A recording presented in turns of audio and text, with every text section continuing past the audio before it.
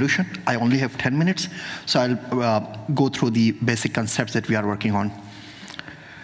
So money is ever evolving, from salt mines, from rice stones, to the clay tablets, to the gold and coins, to the security issues borne by the government, sovereign-based currencies. So if we see the last 2,000 years of money, the history of evolution money, it's always evolving. But contrary to biological descent of evolution, it always evolves in big jumps. So you have salt, and automatically in the sudden, then you get a gold, and then from gold you get a paper currency. So it's not a very, very gradual increase of evolution. So that's the difference.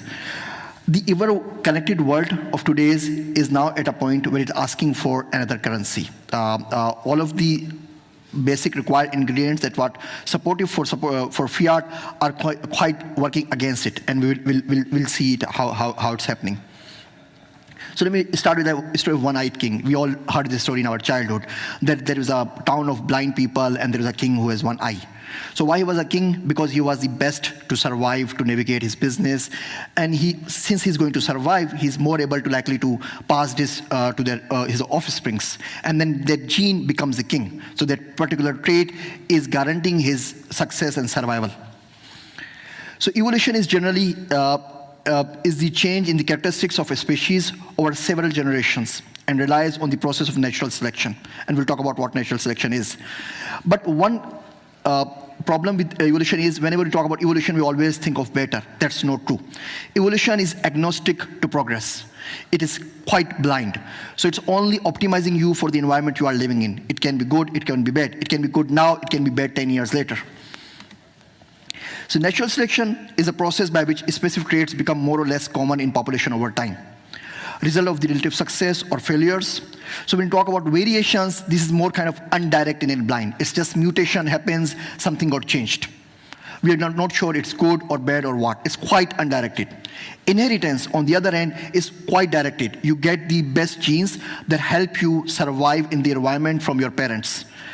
So natural selection is equals to Adam Smith's invisible hand that's directing the direction. Because if you are not getting the good genes, you are not going to survive in the future, and you are going to die off in due time. So this is what invisible hand is working in financial sector as well.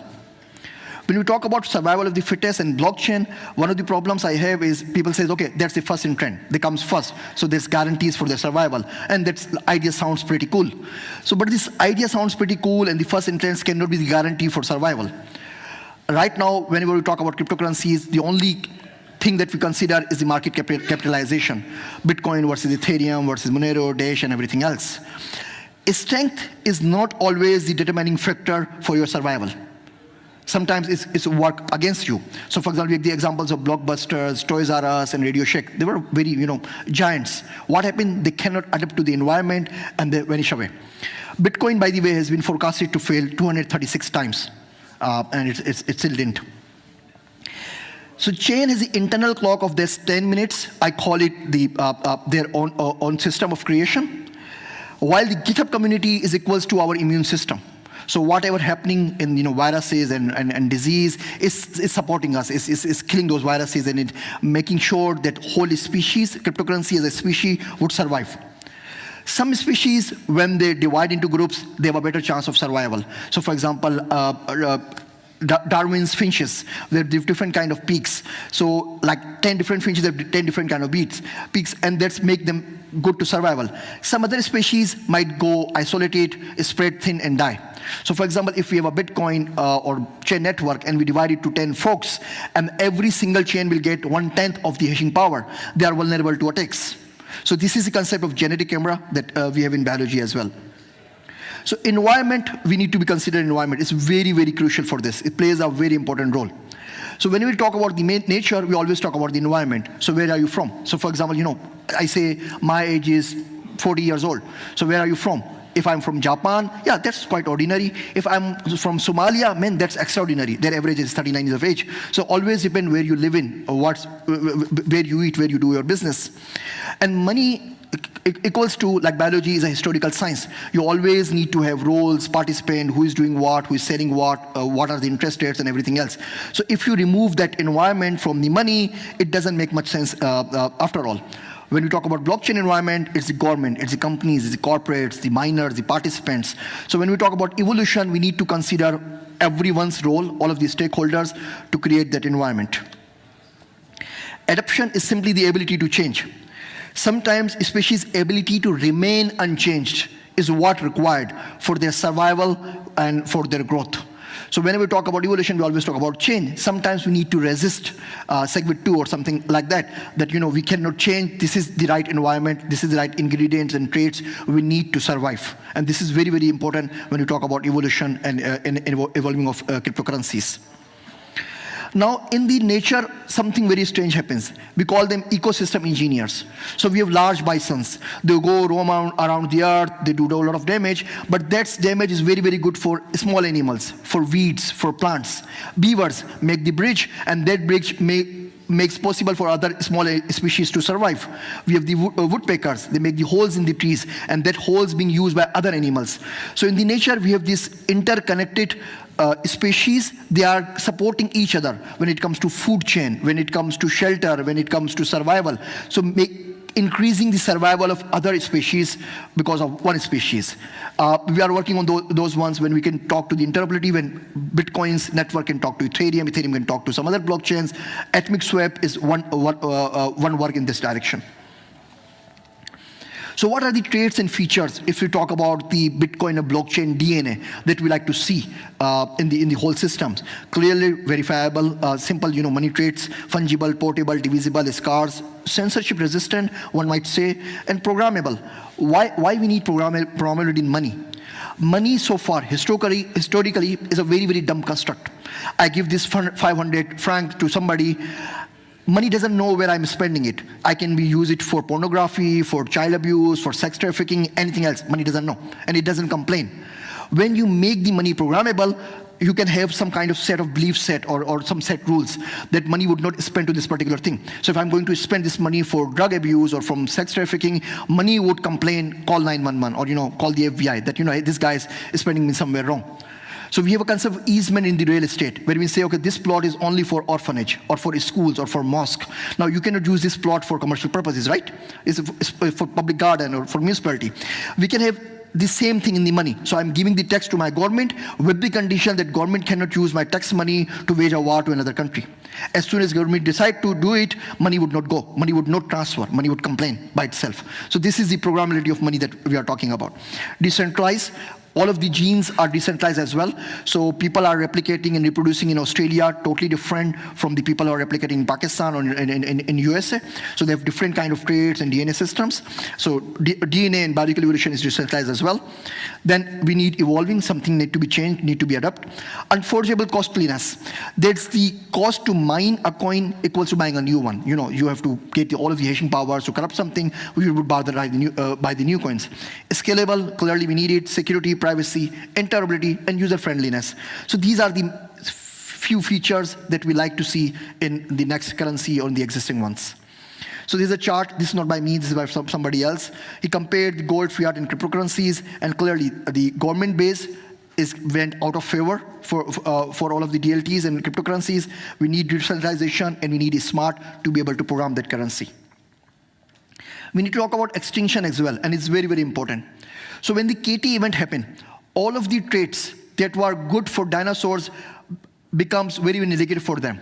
So they were huge, so they need more food and more oxygen and more everything. Because of their strength, they are ruling the world, and nobody can do nothing. When the asteroid hit, and then we all of a sudden got blocked by the ashes, there was less oxygen and less food. And guess what? All of the ingredients that were supportive of dinosaurs, they were ready, they were flourishing them, start working against them, and they got extinct. This is what's happening in fiat as well. And this KT event has already started with the Lehman Brothers bankruptcy and the financial crisis of 2008. So all of the things that were supporting the fiat are kind of working against it. Two primary reasons for extinction: increased competition and change in environment. And we clearly see there's increase in competition, blockchain, domain, and fintech, and the change in environment as well. Average life of fiat currency is 27 years. Mainly we go extinct because of war, because of independence, new country, monetary reforms, and hyperinflation. We have the cases of Venezuela, we have the cases of Zimbabwe, Greece recently, India demonetization note as well. So where we are going with all of those things? So these are what I'm thinking. So number one, we are going towards crypto cartels. So think of a computer program that would block somebody's files and get the money through ransomware. Okay? Now it will use that money to hire programmer, freelancers, to improve its code and go on and on. And we have already seen some of the incidents of something like that. And it will become a very, very big, would be very, very hard to control. Money will come with its own consciousness. So money will have its own belief set. What is good, what is not? Where should I go spend, where I shouldn't be spending? But the problem now is that we researchers are working on what kind of belief set we should give it to the currency. Christianity, Judaism, Islam. What about the general social beliefs? Okay, social belief, then how it's going to evolve? Are they going to learn itself? So I have the money in my pocket and I want to buy a BMW. I go to the car showroom and my money would say, okay, you cannot buy because there are people dying in Yemen and Somalia. So you shouldn't be, buying that extraordinary car. You should go for any other, buy a Ford or something. So I have the money I cannot use because my money would not allow me to use it. So that's very, very tricky, that if we want to give conscious to the money, make it programmable, have its own belief set, what kind of belief set we are talking about? Is it going to be evolved? If evolved, who is going to control it? Who is going to weight it? Liquid democracy. The problem with democracy all over the world is if I give the vote, and I do not know what happened to my vote. Number one, I do not know, is it get counted or not? If it get counted, whose is it counted, or corruption and all of those things. And even if it get counted to the guy that I give, I cannot do nothing for 4 years. What about if I give the vote to a particular candidate and then whatever you want to do next, I can withdraw my vote anytime in those 4 years. After 2 months, I do not like his policies. I said, okay, you cannot do this particular thing. If you're going, I'm going to withdraw the vote. If enough people withdraw the vote, whole government will collapse and then we have new election or something. This is what the concept we call liquid democracy. With everything else open, if you learn from the biology, 90% of the cryptocurrencies and everything is going to go extinct and 10% will going to survive.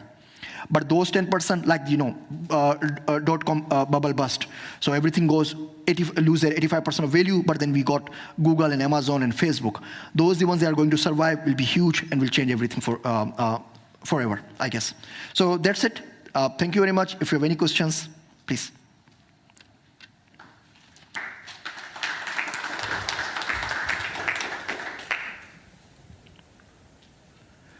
Okay, no questions? Thank you very much. Sure. So you suggested programmable money in the sense that it can tell what it's being used to be, what it's used for. I can't seem to at least picture that in my head, that it can tell what it's being used for, because there's two ways around it. One, the private key could also just be handed over, and that's one way of transferring that without any record on a blockchain. And the other is that the address that it's sent to would need to be designated in some way to be affiliated with that type of activity. And so what would determine that to be an acceptable attribution? I guess on some kind of account property attribution, but then that can also be an issue of who gets to say that? Yeah, this is what we are working on. That, for example, we have the AML and KYC laws. So when we transfer the money, we tell them this is going for family, for personal remittance, and what not. So we can check, we can tick mark or we can check particular thing. But again, who is going to verify it? If I'm saying I'm sending this money for orphanage, while in reality this money is for a drug cartel, who would know? But then we have the blacklist and the whitelist and all those sort of things that government currently using in the regular fintech system. Yeah.